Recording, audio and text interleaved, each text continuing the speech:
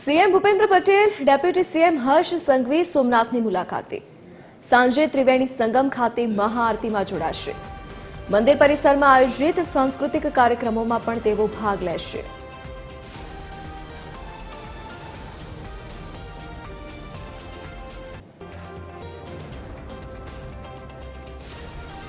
તો સાંજે ત્રિવેણી સંગમ ખાતે મહાઆરતી થવાની છે, તેમાં ડેપ્યુટી સીએમ અને સીએમ જોડાવાના છે। તો મંદિર પરિસરમાં આયોજિત સાંસ્કૃતિક કાર્યક્રમોમાં પણ તેઓ ભાગ લેશે। તો વધુ વિગતો સાથે associate editor Sonal Anadkat phone line પર જોડાઈ ગયા છે। જે સોનલ, આજે સીએમ અને ડેપ્યુટી સીએમ સોમનાથની મુલાકાતે છે, શું વિગત? મુખ્યમંત્રી ભૂપેન્દ્ર પટેલ અને નાયબ મુખ્યમંત્રી હર્ષ સંઘવી આજે સોમનાથની મુલાકાતે છે।